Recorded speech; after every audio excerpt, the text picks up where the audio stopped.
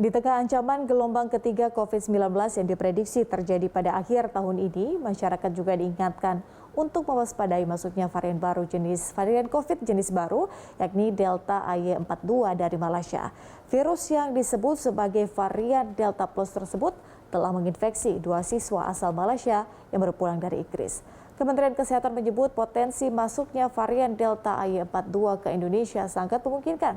Karena itu pemerintah terus mengingatkan masyarakat tak larut dalam euforia kabar baik seputar kasus COVID-19 hingga akhirnya abai terhadap protokol kesehatan.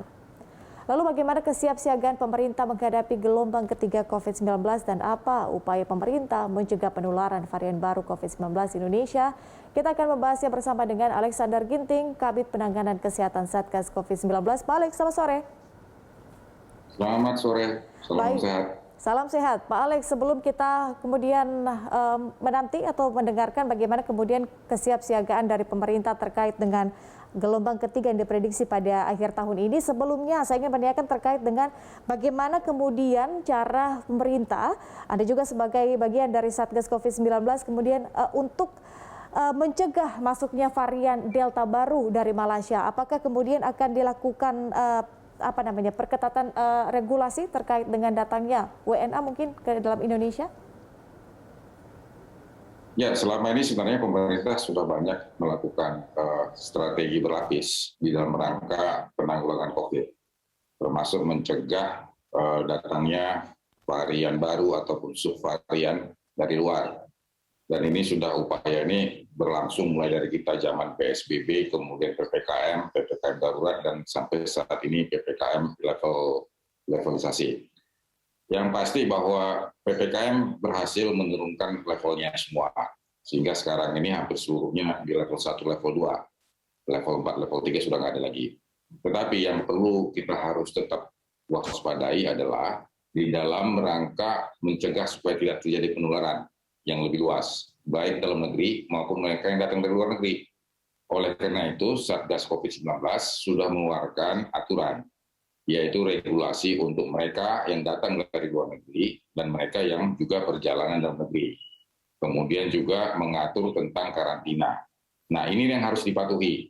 Jadi tidak ada tawar-menawar kalau mereka datang dari luar, mereka harus karantina 3 hari. Harus sudah vaksinasi. Dan kemudian harus melaksanakan pemeriksaan PCR hari pertama dan kemudian hari terakhir. Dan bagi mereka yang bergejala tentu ataupun sakit tentu harus masuk ke rumah sakit. Dan kemudian yang berikutnya lagi adalah pekerja migran Indonesia. Pekerja migran Indonesia ini kan bisa datang bermacam-macam cara. Bisa lewat udara, bisa lewat laut, bisa lewat darat. Ini juga sudah dikunci, baik itu di Kalimantan Utara maupun di Kalimantan Barat maupun di Kepulauan Riau, maupun dari Jakarta ataupun juga dari Denpasar ataupun juga dari Sulawesi Utara. Jadi ini perlu kerjasama. Jadi artinya pemerintah dan masyarakat tidak boleh kucing-kucingan, tawar-menawar, tidak bisa. Ini semua adalah dalam rangka menjaga keamanan, keselamatan masyarakat, menjaga supaya tidak terjadi lagi seperti yang di bulan 7. Kita sudah berpengalaman di bulan 7 kemarin angka begitu tinggi, angka kasus, angka kematian, ini jangan terulang kembali. Dan ini hanya bisa terjadi, terkendali kalau masyarakat, pemerintah bersama-sama berjuang untuk penularan ini jangan berlangsung lagi. Tentu dalam hal ini adalah protokol kesehatan, 3M, 3T, vaksinasi, ini harus terus konsisten. Jangan sampai lengah oleh karena ada pelonggaran. Jangan gara-gara misalnya mal dibuka 100%, maka terjadi akumulasi, terjadi penumpukan orang. Ini yang harus kita cegah. Demikian juga mereka yang sudah mulai sekolah, belajar tatap muka, tetap harus pakai masker, tetap sudah divaksinasi. Dan orang tua di sini berperan untuk mendidik anaknya. Demikian juga mereka yang bekerja apakah di dalam daerah aglomerasi misalnya, tetap menjaga protokol kesehatan dikala mereka naik kereta, naik bis. Demikian juga di saat mereka di terminal, di stasiun, jangan muncul sampai kerumunan. Oleh karena itu memang kita berharap supaya pengawas dan pengendalian ini di Satgas masing-masing tetap bekerja secara optimal, sesuai dengan aturan yang sudah ditetapkan. Karantina itu sendiri berapa lama, Pak? Apakah mungkin akan ada pengetatan lebih lanjut terkait dengan pencegahan ini? Jadi untuk sementara ini, sesuai dengan hasil kajian 1 bulan terakhir, kita sudah masuk di dalam 3 hari. Pernah kita 5 hari, pernah juga 8 hari. Ini semua tergantung dinamika infeksi, transmisi yang ada di dalam negeri maupun di regional maupun di dunia. Jadi artinya ini yang harus bisa dipahami oleh masyarakat bahwa kita berhadapan dengan COVID ini dinamikanya cukup tinggi. Oleh karena itu semua tergantung bagaimana situasi dan kajian yang dilakukan di setiap 2 minggu. Untuk saat ini memang terjadi pelonggaran, terjadi kemudahan dengan karantina 3 hari dan kemudian bagi mereka yang sudah vaksinasi 2 kali, PCR-nya negatif, tentu ini lebih memudahkan. Tetapi di kala mana nanti di seluruh regional misalnya sudah ada sub-delta plus ataupun delta varian baru, tentu ini akan kebijakannya pasti akan menyesuaikan lagi. Termasuk juga mutasi yang dalam negeri. Jadi bagaimana supaya mutasi ini tidak terjadi dalam negeri, ya tentu kita menjaga protokol kesehatan masing-masing. Kalau aplikasi Peduli Lindungi kita berwarna hitam, berarti kita harus diisolasi. Kalau kita masih warnanya merah, berarti dia harus divaksinasi. Kalau dia kuning, berarti dia harus mengulangi lagi vaksinasi sampai 2 kali. Jadi ini harus yang perlu direspon oleh masyarakat, dan mereka yang mengendalikan dan mengawasi juga harus tetap memberikan informasi terus-menerus dan tidak bosan-bosan kepada masyarakat yang diawasi dan dikendalikan.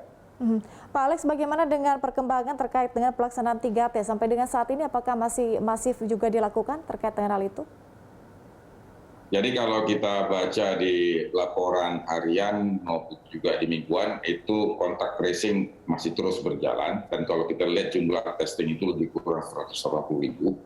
Dan ini memang terus dikomunikasikan baik ke pemerintah provinsi, kabupaten, kota, sesuai dengan instruksi Mendagri yang juga mencantumkan itu, baik di nomor 57 maupun 58, kontak tracing ini terus dilakukan. Kepada siapa memang dia targeted, mereka yang bergejala, kontak erat, dan mereka yang juga datang dari negara daerah terjangkit, ini harus terus dilakukan kontak tracing.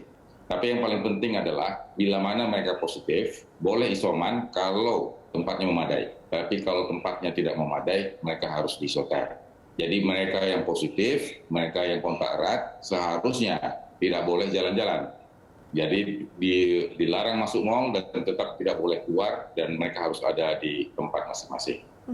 Oke, Pak Alex, terakhir terkait dengan kemudian adanya prediksi gelombang ketiga begitu terjadi di Indonesia. Ini prediksi dari Satgas berkoordinasi juga dengan pemerintah atau mungkin epidemiolog seperti itu. Kapan kira-kira ini akan terjadi, Pak Alex? Jadi kalau kita lihat laporan hari Minggu kemarin, itu Jakarta itu kasus positifnya sudah tertinggi dibandingkan 26 daerah lagi yang ada di Indonesia. Walaupun itu masih 117 kasus. Dan kemudian kita juga lihat bahwa kontribusi kasus itu juga masih tetap didominasi oleh Jakarta, Jawa Barat, Jawa Tengah, Jawa Timur. Nah, kendati pun juga ada 5 provinsi di luar Pulau Jawa dan Bali juga terjadi penambahan kasus. Jadi oleh karena itu sebenarnya yang penting bagi masyarakat bahwa transmisi itu masih ada di komunitas, di masyarakat, walaupun sangat rendah. Tetapi kalau kita abai, tidak waspada, ini bisa melonjak. Nah, kemudian yang menjadi catatan lagi adalah dari Eropa. Kita lihat ada beberapa negara di Eropa kasusnya naik begitu signifikan. Bahkan mereka sudah vaksinasi dan kemudian infrastrukturnya sudah baik, seperti di Rusia, di Jerman, di Ceko, Yunani, Italia, Hungaria, ini kasus naik. Ya. Padahal mereka ini sudah melaksanakan vaksinasi. Jadi artinya vaksinasi saja tidak cukup untuk melindungi tanpa ada protokol kesehatan. Dan protokol kesehatan itu bukan hanya kena masker. Protokol kesehatan itu juga termasuk menjaga jarak. Dan kemudian melakukan penekanan terhadap mobilitas dan kemudian mencuci tangan. Inilah yang harus kita lihat. Jadi naiknya Eropa, kendati pun sudah vaksinasi, ini harus menjadi gambaran bagi kita. Kalau bulan 7 kemarin, gambaran kita adalah kasus di India. Ya. Tapi kalau pada saat ini, kita harus lihat di Asia Tenggara dan di Eropa, kendati pun sudah vaksinasi 2 kali lebih dari 70%, ternyata masih bisa terjadi kenaikan kasus positif. Baik, kami harapkan juga, kita semua harapkan bahwa pemerintah benar-benar sudah siap untuk melakukan langkah pencegahan, kemudian masyarakat juga tetap melaksanakan protokol kesehatan. Pak Alex, terima kasih banyak sudah meluangkan waktu bersama kami di Prime Time Berita 1. Salam sehat. Salam sehat.